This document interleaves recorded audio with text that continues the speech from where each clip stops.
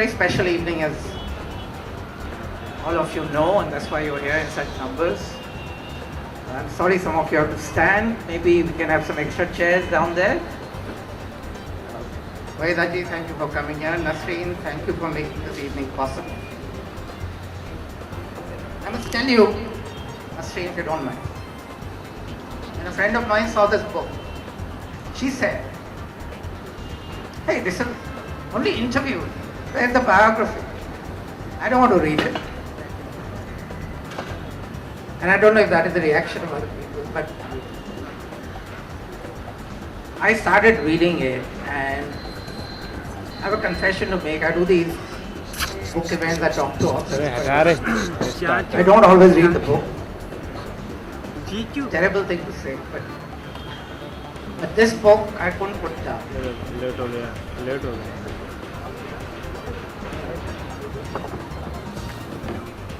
I couldn't put this book down.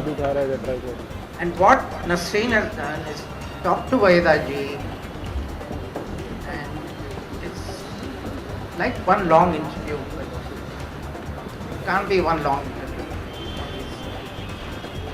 And Nasreen, I want to ask you to start off with this whole process of doing this. How it started, how long it took. Good evening, everyone, and thank you all for coming here today. It's always exciting to know when people come for a book, more than a film and more than entertaining things, and because books are getting more and more rare in many ways, so it's wonderful to see all of you here.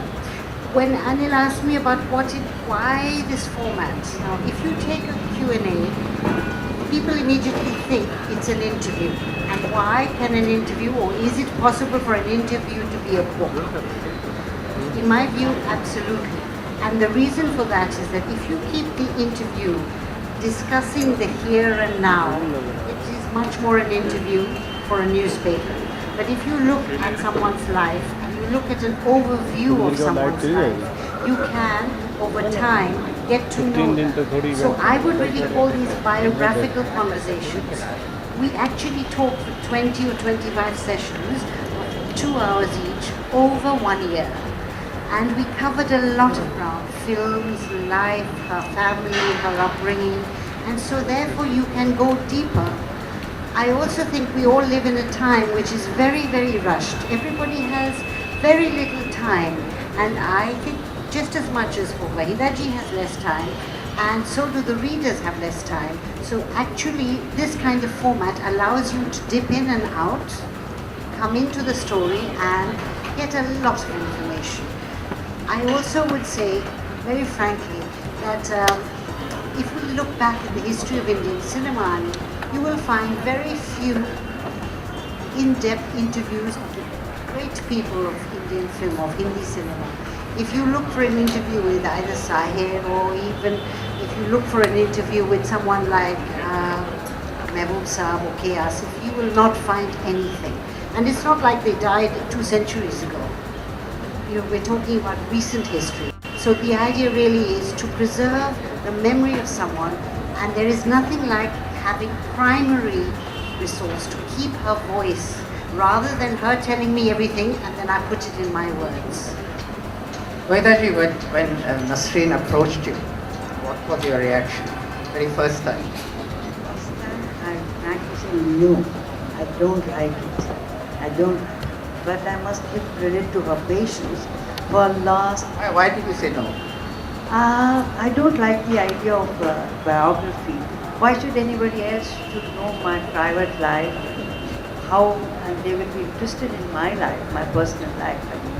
And in biography, I feel somewhere or the other, you do hurt people, you see. Like for instance, you hurt me, I feel I justify, but you say no, Waheeda, you hurt me. So I didn't want to hurt anybody.